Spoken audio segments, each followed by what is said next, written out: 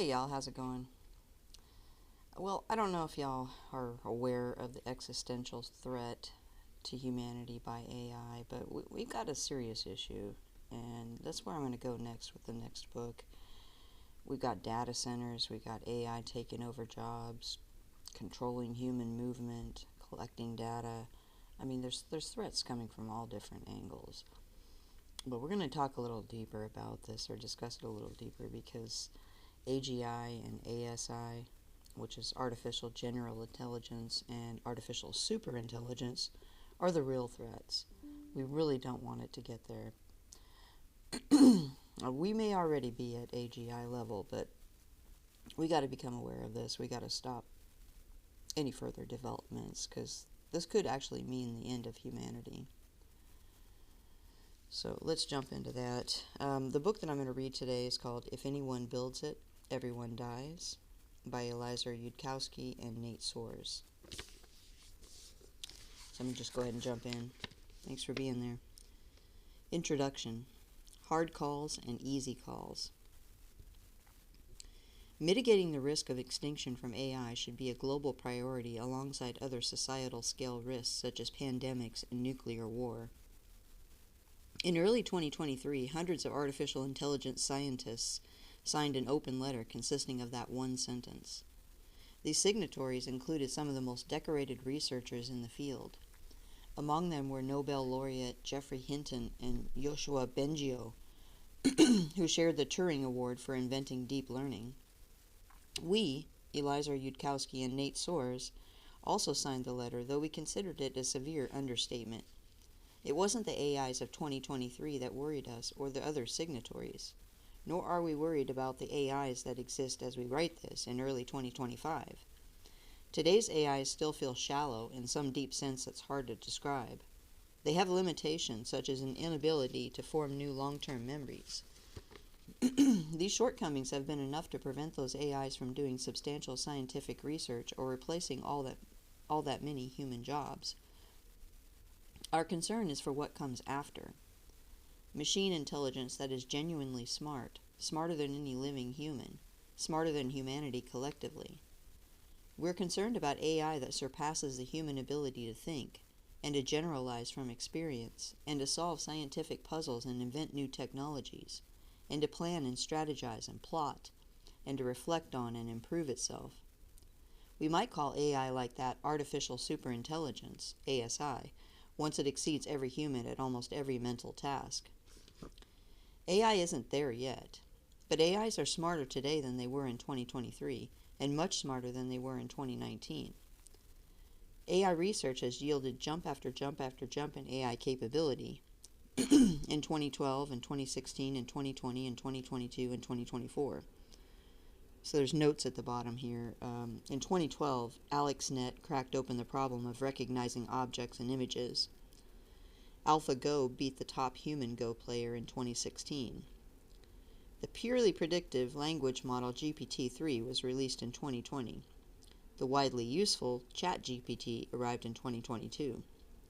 In 2024, reasoning models began solving math, coding, and visual puzzles. We don't know whether progress will peter out, causing these jumps to halt for a time until new methods and technologies are invented. We don't know how many jumps are left before AI becomes the extinction-level threat that the letter's signatories warned about. But history has shown time and time again that AI researchers invent new methods and overcome old obstacles. Progress is often surprisingly fast. Most computer scientists in 2015 would have told you that ChatGPT-level artificial conversation wouldn't be in reach for another 30 or 50 years. We didn't know when artificial superintelligence would arrive, but we agreed it should be a global priority. In fact, we think that the open letter drastically undersells the issue. We were invited to sign that one-sentence open letter in our capacity as co-leaders of the Machine Intelligence Research Institute, a non-profit institute. Miri had been working one question relating to machine superintelligence since 2001, long before these issues got much publicity or funding. To oversimplify, among the few who have been following this matter for decades, Miri is acknowledged as having worked on it the longest. One of us, Yudkowsky, is the founder of Miri. The other, Soares, is its current president. MIRI was the first organized group to say, superintelligent AI will predictably be developed at some point, and that seems like an extremely huge deal. It might be technically difficult to shape superintelligences so that they help humanity rather than harming us. Shouldn't someone start work on that challenge right away instead of waiting for everything to turn into a massive emergency later? We did not start out saying that. Yudkowsky began by trying to build machine superintelligence in the year 2000, but in 2001 he realized that it would not necessarily turn out friendly. And in 2003 he realized that problem would be hard. For its first 2 decades, MIRI was a technical research institute without much involvement in policy. The organization mostly held workshops for interested scientists and housed a few promising researchers. We tried to figure out the math for understanding and shaping superhuman machine intelligence and for predicting how it might go wrong. MIRI also had some downstream effects that we now regard with ambivalence or regret. At a conference we organized, we introduced Dimas Hassabis and Shane Legg, the founders of what would become Google DeepMind, the first major funder. And Sam Altman, CEO of OpenAI, once claimed that Yudkowsky had got many of us interested in AGI and was critical in the decision to start OpenAI. MIRI's history is complicated, but one way of summarizing our relationship to the larger field might be this. Years before any of the current AI companies existed, MIRI's warnings were known as the ones you needed to dismiss if you wanted to work on building genuinely smart AI, despite the risks of extinction. More recently, as AI has begun to take off, we watch with concern as some of the newer people starting AI companies began talking about artificial superintelligence as a source of vast, wonderful powers that they assume they control. The main danger, according to many of these founders, was that the wrong people might have ASI. They talked of the need to win an AI arms race. As for the possibility that you don't have an ASI, the ASI has an ASI. That the only winner of an AI arms race would be the ASI itself. Well, these founders didn't talk about that. We saw that AI capabilities were growing very fast. We saw that the research field in which we were involved, the one aimed at understanding AIs and having them maybe not go wrong, was progressing much, much slower. The AI companies' headlong charge towards superhuman AI, their efforts to build it as quickly as possible before their competitors could do it, started looking to us like a race to the bottom. The industry was careening toward disaster, the sort that would get into textbooks as an example of how not to do engineering, except no one would be left alive to write the analysis. It no longer seemed realistic to us that humanity could engineer and research its way out of catastrophe. Not under conditions like these. Not in time. We wrote off our previous efforts as failures, wound down most of MIRI's research, and shifted the Institute's focus to conveying one single point, the warning at the core of this book. If any company or group, anywhere on the planet, builds an artificial superintelligence using anything remotely like current techniques, based on anything remotely like the present understanding of AI, then everyone, everywhere on Earth, will die. We do not mean that as hyperbole. We are not exaggerating for effect. We think this is the most direct extrapolation from the knowledge, evidence, and institutional conduct around artificial intelligence today. In this book, we lay out our case in the hope of rallying enough key decision makers and regular people to take AI seriously. The default outcome is lethal, but the situation is not hopeless. Machine superintelligence doesn't exist yet, and its creation can still be prevented. How can anyone be confident in what will happen with regard to AI? Prediction is very difficult, especially about the future, goes the aphorism. Most of what we'd like to know about the future is not actually predictable. We can't tell you next week's winning lottery numbers, for example. One set of numbers seems just as likely as any other. But some facts about the future are predictable. If you personally buy a lottery ticket tomorrow, we don't know what complicated theories or whims you'll use to pick your numbers, and we don't know what numbers will come up. But all that uncertainty adds up to a very strong prediction that you will not win the lottery. Similarly, if you drop an ice cube into a glass of hot water, it's impossibly complicated to predict where each molecule will end up 10 minutes later. But all that uncertainty adds up to a near certain prediction that the ice cube will melt. Half of physics is like that. We can't calculate which exact path gets taken, but we know where almost all paths lead. Some aspects of the future are predictable with the right knowledge and effort. Others are impossibly hard calls. Competent futurism is built around knowing the difference. History teaches that one kind of relatively easy call about the future involves realizing that something looks theoretically possible according to the laws of physics, and predicting that eventually someone will go do it. Heavier than air flight, weapons that release nuclear energy, rockets that go to the moon with a person on board.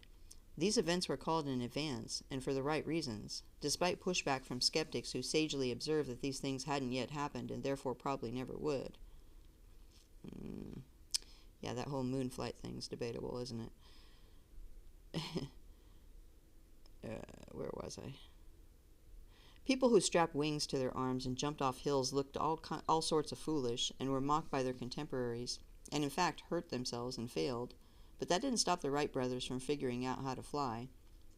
Conversely, predicting exactly when a technology gets developed has historically proven to be a much harder problem. People say that technology is 2 years off when it's really 50 years, or say 50 years when it's really 2 years, and they themselves will build that technology. Men will not fly for 1,000 years, Wilbur Wright said to Orville Wright in 1901, fed up with the unpowered glider that they were testing at the time. 2 years later, in 1903, the Wright brothers flew. Successful forecasting is not about being clever enough to predict the sorts of details that usually can't be predicted. It's not about inventing a complete story about what will happen and then being magically correct. Rather, it's about finding aspects of the future that become easy calls when viewed from the right angle. We don't know when the world ends if people and countries change nothing about the way they're handling artificial intelligence. We don't know how the headlines about AI will read in 2 or 10 years' time, nor even whether we have 10 years left. Our claim is not that we are so clever that we can predict things that are hard to predict. Rather, it seems to us that one particular aspect of the future, what happens to everyone and everything we care about if superintelligence get built anytime soon, can, with enough background knowledge and careful reasoning, be an easy call.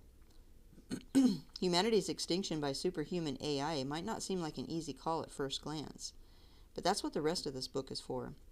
Just as it takes some arithmetic to calculate the chance of winning a lottery, just as it takes some ideas from thermodynamics to say why an ice cube predictably melts, so does it take some background to understand why artificial intelligence poses an imminent extinction risk to humanity.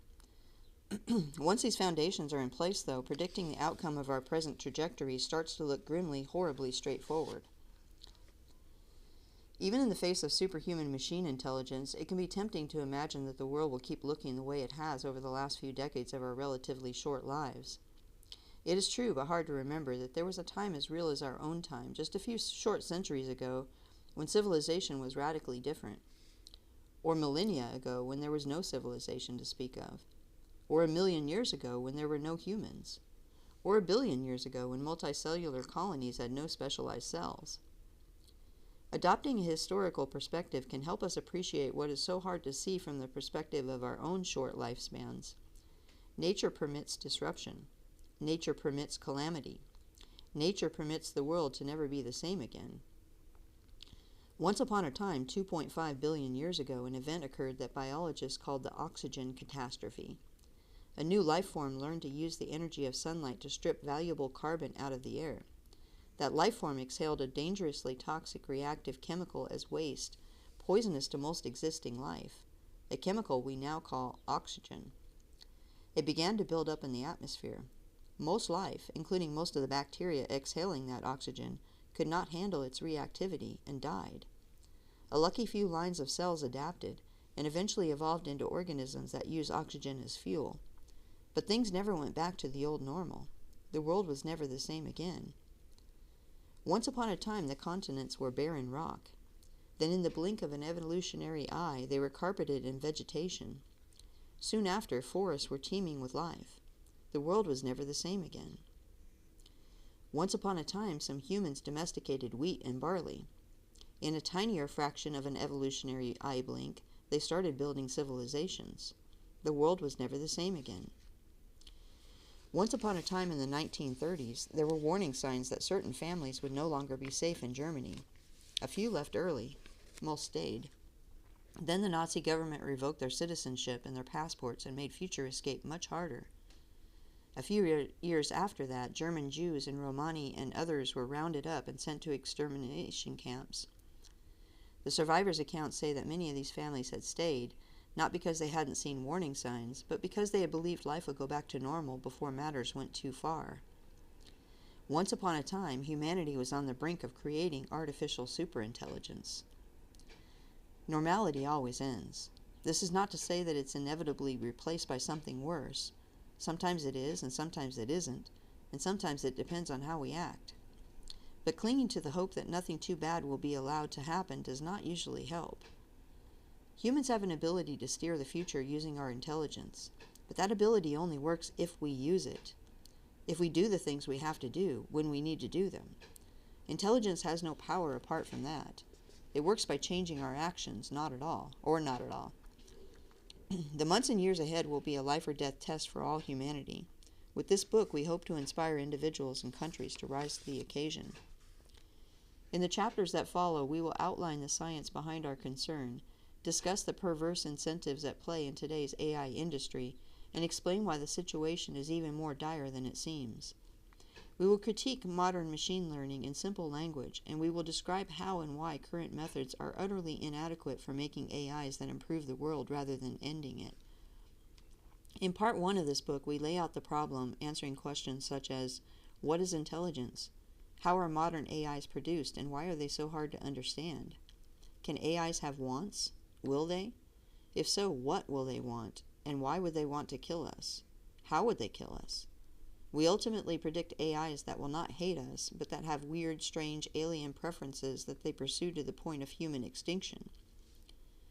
In part 2, we draw together all of those points to tell a tale about an AI that ends a world much like our own. The story is not a prediction because the exact pathway that the future takes is a hard call. The only part of the story that is a prediction is its final ending, and that prediction only holds if a story like it is allowed to begin. In part 3, we evaluate the difficulty of the challenge facing humanity and review the responses to date. How well are AI companies handling the problem? Why isn't the world taking more note? What could society do differently if enough of us decide not to die? What would it take for Earth to not build machine superintelligence? An online supplement to this book is available at the website ifanyonebuildsit.com. At the end of each chapter, you'll find a URL and a QR code that links you to a supplement for that chapter. Don't do the QR codes, y'all. People have all sorts of conflicting intuitions about artificial intelligence, and we've heard a wide variety of questions and objections over the years, coming from a wide range of presuppositions and viewpoints. Excuse me. In our supplemental materials, we cover more caveats, subtleties, and frequently asked questions, along with some of the principled theoretical foundations and extended arguments that would have made this book several times as long and much less accessible. If you find objections springing to mind at the end of any chapter, we encourage you to continue reading online. And you can just go directly to ifanyonebuildsit.com, y'all. We open many of the chapters with parables, stories that we hope will help convey some points more simply than otherwise. They may also add a little levity to an otherwise heavy subject. This is in keeping with that most ancient tradition, perhaps older than the human species in its current form, to laugh in the face of death. This book is not full of great news, we admit it, but we're not here to tell you that you're doomed either. Artificial superintelligence doesn't exist yet. Humanity could still decide not to build it. In the 1950s, many people expected that there would be a nuclear war between the major powers of the world. Given the history of human conflict up until that point, there was reason to be pessimistic. Yet to date, nuclear war has not happened. That's not because nuclear bombs turned out to be pure science fiction that could never happen in real life. It's because people have worked hard to build resilient systems around not starting nuclear wars. They did all that because world leaders knew that, in the event of a nuclear war, both they and the people of their countries would have a bad day. They'd also have a bad day if anyone, anywhere on Earth, created a machine superintelligence. It is not in anyone's interest to die along with their families and friends, their country and its children. Halting the ongoing escalation of AI technology, corralling the hardware used to create even more powerful AI models, That is not something that would be easy to do in today's world. But it would take much less work to stop further escalation of AI capabilities than it took, say, to fight World War II. Summoning the will to live only requires that some countries and leaders and voters realize that they are standing some hard to estimate, possibly quite short distance from the brink of death. The job won't be easy, but we're not dead yet. Human dignity and humanity's dignity demands that we put up a fight. Where there's life, there's hope. Part 1. Non-Human Minds. Chapter 1. Humanity's Special Power. Imagine, if you would, though of course nothing like this ever happened, it being just a parable, that biological life on Earth had been the result of a game between gods, that there was a tiger god that had made tigers, and a redwood god that had made redwood trees. Imagine that there were gods for kinds of fish and kinds of bacteria. Imagine that these game players competed to attain dominion for the family of species that they sponsored as life forms roamed the planet below. Imagine that, some 2 million years before our present day, an obscure ape god looked over their vast planet-sized game board.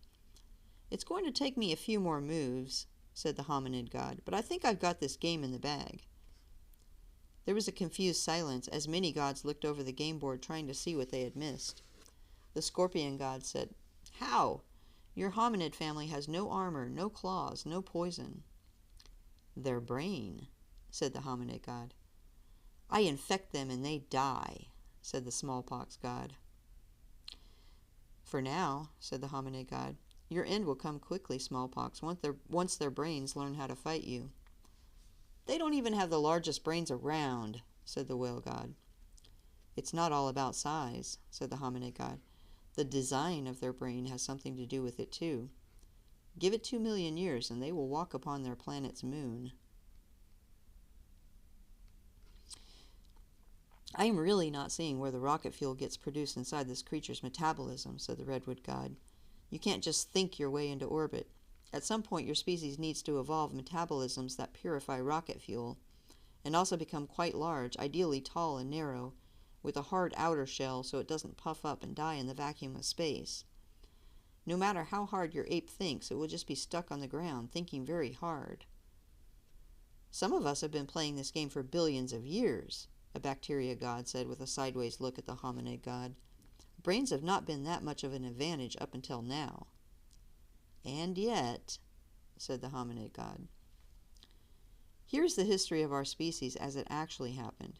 Humans acquired brains that were unusually large for an animal their size. They tamed fire and built farms and smelted iron. An astonishingly short time later, by the standards of biological evolution, humans were landing on the moon, even though our metabolisms can't refine rocket fuel and our skins can't endure a vacuum. Other species on Earth are born with specialized skills. Bees build beehives, beavers build dams. A human looks at the beaver's dam and figures out how it's done. We learn to make dams without needing the knowledge built into our genes. Now we dam rivers like beavers. We build houses for ourselves like bees. We weave threads into nets like spiders. We build power plants and space rockets that no other species builds at all. Humans can do things our ancestors never did, and which other animals cannot do, because of a quality sometimes named intelligence. Our genes did not wire most of our abilities into us. Instead, we observed, we tried, we remembered, we generalized, and then we achieved. The ability to learn isn't unique to humans. A mouse's brain can learn how to navigate a maze. But we can do a stronger version of whatever a mouse brain does. We can learn pathways through chemistry and navigate to cheaper fertilizer. We can build complicated experiments, figure out physics, and invent satellites. We can even put mice into mazes and study how they learn. A human brain can learn to navigate wider-ranging paths through a larger cross-section of reality than any other animal. That is our special power. How does that special power work? What is it doing and how? In our view, intelligence is about two fundamental types of work: the work of predicting the world and the work of steering it. Prediction is guessing what you will see or hear or touch before you sense it. If you're driving to the airport, your brain is succeeding at the task of prediction whenever you anticipate a light turning yellow or a driver in front of you hitting their brakes. Steering is about finding actions that lead you to some chosen outcome. When you're driving to the airport, your brain is succeeding at steering when it finds a pattern of street turns such that you wind up the airport, or finds the right nerve signals to contract your muscles such that you pull on the steering wheel. Most possible nerve firing patterns that your brain could send to your fingers wouldn't turn the steering wheel correctly. The vast majority of possible nerve firing patterns would result in wild twitches and jerks. It would look like you were having a seizure. Yet every day your brain manages to find nerve impulses that steer a car or keep you standing upright, plucking out the right possibilities instead of any number of wrong ones. When you drive to the airport, your brain isn't just computing a narrow sequence of turns that gets you to the destination. It's selecting one in a zillion patterns of nerve impulses that contract your muscles in the right way to turn the steering wheel. Prediction and steering are entangled. Steering a car to the airport might involve predicting which streets feed into Airport Boulevard. Predicting which streets feed into Airport Boulevard might involve steering your fingers into using a map on your phone. We'd say there's still a fundamental difference between prediction and steering, one that will turn out to matter quite a lot. Success at prediction is straightforwardly measurable. If someone expects to see Airport Boulevard up ahead, but instead they see 2nd Street, they were predicting incorrectly. By contrast, to measure whether someone steered successfully, we have to bring in some idea of where they tried to go. A person's car winding up at the supermarket is great news if they were trying to buy groceries. It's a failure if they were trying to get to a hospital's emergency room. As two inhabitants of the same city get smarter, you'd expect them to agree more and more about questions of prediction. For instance, whether there tends to be traffic on 2nd Street at 5 p.m. on weekdays. But you wouldn't expect them to begin steering to the same places. One person might prefer to visit the park, and the other might prefer to visit the theater. Or to put it another way, intelligent minds can steer toward different final destinations through no defect of their intelligence. Predicting and steering are not unique functions of biological minds. Machines can do them too. But as of now, humans are still the best on the planet at what exactly? Humans are no longer the world champions at chess. Humans are no longer the planet's only language users. Humans are no longer unique in being able to read a medical chart or diagnose a tumor.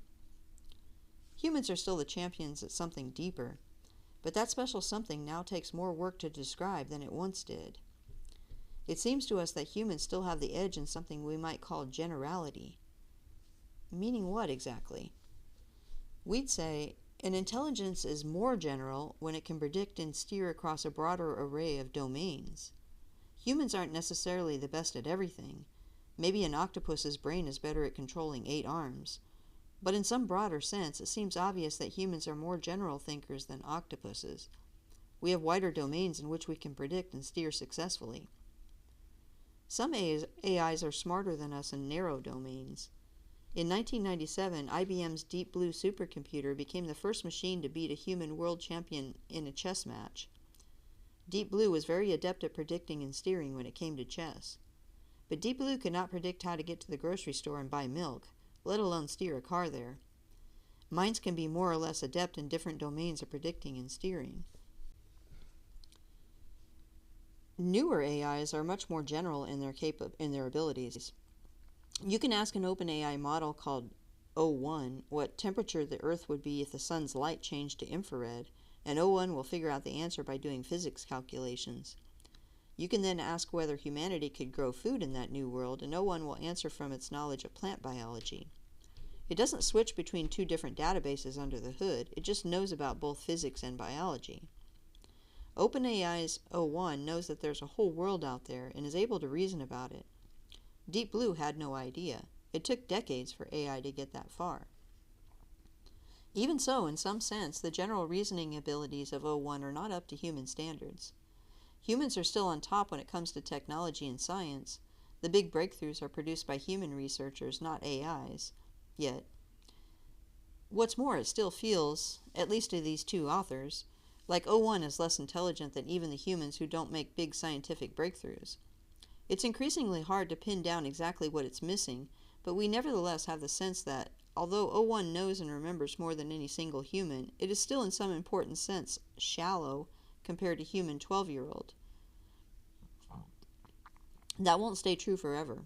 It's hard to predict how fast AI will advance, and it's hard to predict what pathway it'll take, but the endpoint is an easy call, because in the limits of technology there are many advantages that machines have over biological brains. To name a few: sheer speed. Transistors, a basic building block of all computers, can switch on and off billions of times per second. Unusually fast neurons, by contrast, spike only 100 times per second.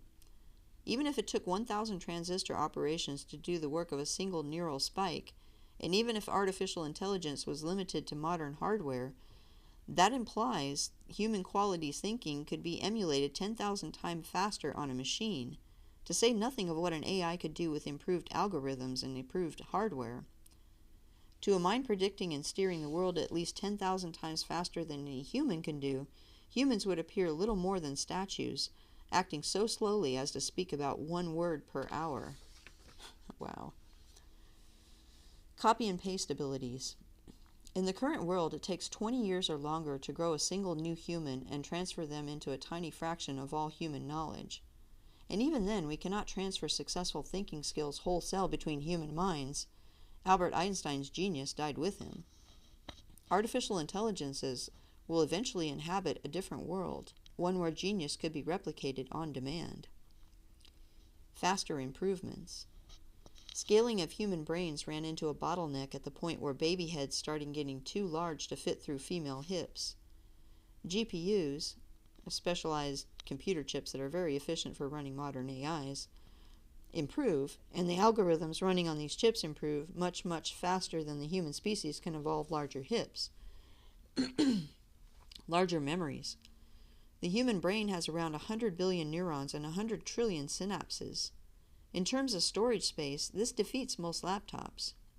But a data center at the time of this writing can have 400 quadrillion bytes within 5 milliseconds reach, over 1,000 times more storage than a human brain. And modern AIs are trained on a significant part of the entirety of human knowledge, and retain a significant portion of all that knowledge, feats that no human could ever achieve. Higher quality thinking. When it comes to thinking, quality trumps quantity.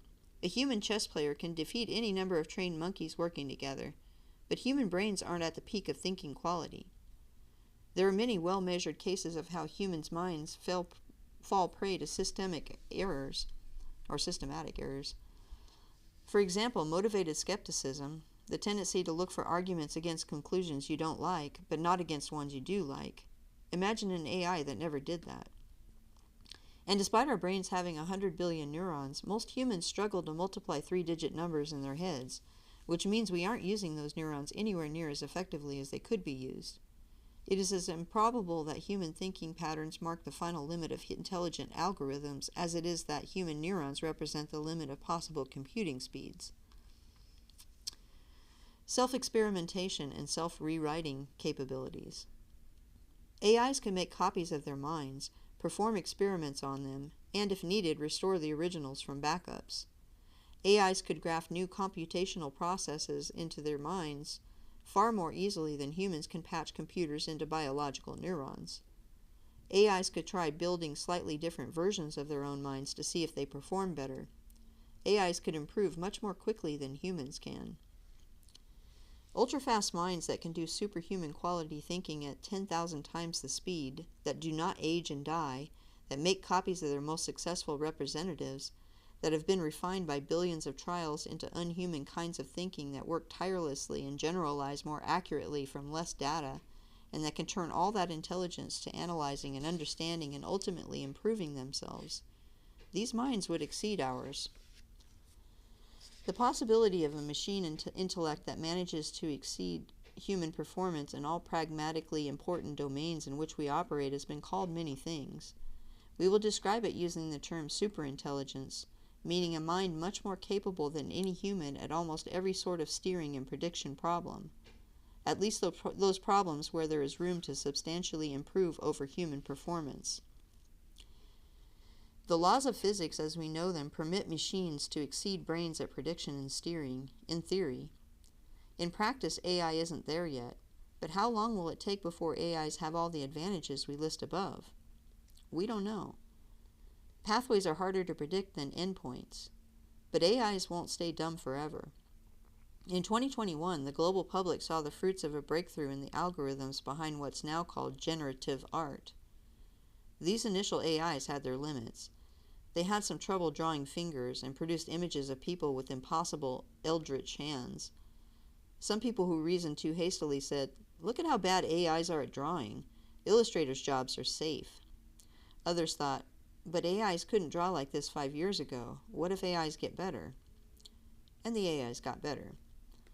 Today, AIs can draw hands just fine. The badly drawn fingers produced by the first iterations of the technology were as bad as generative art would ever look. If you come at the current AIs from the right angle, you can see a shallowness in their intelligence, and that is as shallow as AI will ever feel again. And the path to disaster may be shorter, swifter than the path to humans building superintelligence directly. It may instead go through AI that is smart enough to contribute substantially to building even smarter AI. In such a scenario, there is a possibility and indeed an expectation of a positive feedback cycle called an intelligence explosion. An AI makes a smarter AI that figures out how to make an even smarter AI, and so on. Well, that seems like the unnatural progression, doesn't it? That sort of positive feedback cascade would eventually hit physical limits and peter out, but that doesn't mean it would peter out quickly. A supernova does not become infinitely hot, but it does become hot enough to vaporize any planets nearby. Humanity's own more modest intelligence cascade from agricultural to writing to science ran so fast that humans were walking on the moon before any other species mastered fire. We don't know where the threshold lies for the dumbest AI that can build an AI that builds an AI that builds a superintelligence. Maybe it needs to be smarter than a human, or maybe a lot of dumber ones running for a long time would suffice. In late 2024 and early 2025, AI company executives said they were planning to build superintelligence in the true sense of the word, and that they expected to soon achieve AIs that are akin to our country full of geniuses in a data center. Mind you, one needs to take anything corporate executives say with a grain of salt. But still, they aren't treating this like a risk to steer clear of. They're charging toward it on purpose. The attempts are already underway. AI companies will keep pushing the frontier by default. There's a profit incentive to build minds that are smarter and smarter, and it doesn't stop at human smartness. If humanity keeps going down this track, the intelligences that these companies produce will eventually overtake us. Maybe even sooner than current rates of progress would suggest, once AIs start doing the AI research. What happens if the Earth sees machine intellects that are at least as deep in general as individual humans, or even humanity as a whole, and stronger across almost every domain? Human intelligence is a source of all our power, all our technology. Even within the human species, small differences in how long groups spend accumulating technological prowess translates into military advantages on the order of, we have guns and they do not. Between species, the disparity in power conferred by intelligence is more accurate. Individual chimpanzees sometimes kill individual humans, but there is a reason why our species is trying to protect their species from being accidentally extinguished. So far, humanity has had no competitors for our special power. But what if machine minds get better than us at the thing that, up until now, made us unique? I'm going to stop there for today, y'all. Next time it's going to be Chapter 2, Grown, Not Crafted. Thanks for tuning in. I hope y'all have a great day. Take care now.